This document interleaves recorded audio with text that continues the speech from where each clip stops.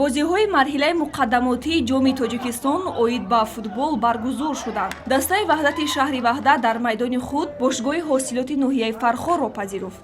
дар ин майдондорӣ ташаббус аз аввал дар дасти футболбозони ноҳияи Фархор буд. дар қисмати аввали нерӯсанҷӣ дастаи Ваҳдат дарвозаашро аз гол эмин дошта тавонист, вале дар нимаи дуюм футболбозони ҳосилот бар онҳо раҳм накарда 5 голи беҷавоб заданд. Некрус Салимзода, Далер Чолов, Нурулло Маҳмудов як голиро ба номашон муҳр заданд. Ҳасан Рустамов бошад муаллифи дубл гардид.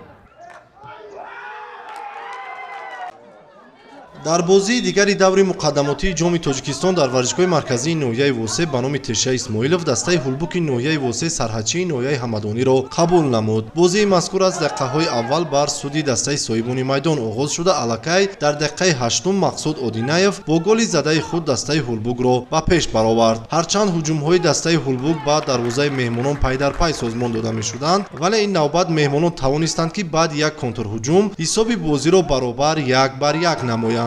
дар қисмати охири бозӣ бошад, баъди як ҳамлаи соҳибони майдон Самариддин Расулов боз ҳам бо голи задаи худ дастаи ҳулбугро ба пеш баровард. ҳамин тариқ қисмати аввали бозӣ бо ҳисоби 2-1 бар нафъи дастаи ҳулбуг ба анҷом расид. дар қисмати дуюми нерӯсанҷӣ бошад, баъди ба майдон омадани Фаррух Сафолов аз дастаи сарҳадчӣ меҳмонон тавонистанд ки ҳисоби бозиро боз ҳам баробар созанд. ҳамин тариқ қисмати асосии бозӣ мусовӣ 2-2 ба анҷом расид. тибқи регламенти бозиҳои ҷоми Тоҷикистон баъди танаффус дастаҳо боз ҳам барои муайян намудани ғолиби бозии имрӯза 15 дақиқагии дигар майдондорӣ карданд. дар ин қисмати бозӣ соҳибони майдон дастаи ҳулбуки ноҳияи Восе пурра бартариро ба даст гирифта дар ду вақти изофашуда боз 3 голи дигар ба самар расониданд, ки дар маҷмӯъ бо ҳисоби 5-2 ғолибиятро дар ин бозӣ ба даст оварданд. баъди дидори имрӯза дастаи сарҳадчӣ аз идомаи рақобатҳо дар ҷоми Тоҷикистон бенасиб монд. дастаи ҳулбуг бошад ба марҳилаи баъдӣ роҳ ёфт, ки рақиби даста рӯзҳои наздик муайян мешавад.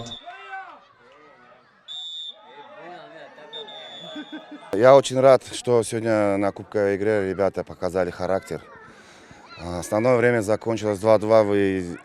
Я вижу, что команда позиционно все стала играть правильно. Есть проблемы кое-какие, но это решаемо будет, когда откроется окно.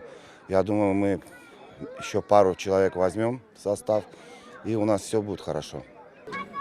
Тайёрӣ доштем бозида дар чемпионат қатъи ҳамадонӣ бозӣ кардагӣ будем, ғалаба кардагӣ будем, бачаҳоам такя кардан бо бозӣ ба осонӣ ба даст меорем, гуфтанд ки камтарак хато шуд, бо як голи тез задем, полни бачаҳо уже бозӣ ҳал шуд, гуфтанд ки хато кардан камтар. баъд чӣ бо як супоришҳошон додем, як фаҳмондагии хубтаршон додем, тағйирот ба майдон ворид кардем, натиҷаи дилхоҳ ба даст овардем.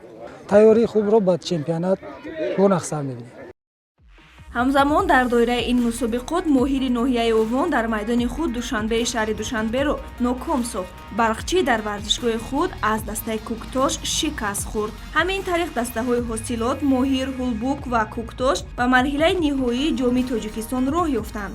қарори натиҷаи бозии дастаҳои Саройкамар Гулистон пас аз ҷаласаи Кумитаи интизомию назоратии Федератсияи футболи Тоҷикистон бароварда мешавад. рақобати дастаҳои Паншер Динамо бошад дар рӯзҳои захиравии мусобиқот баргузор мешавад.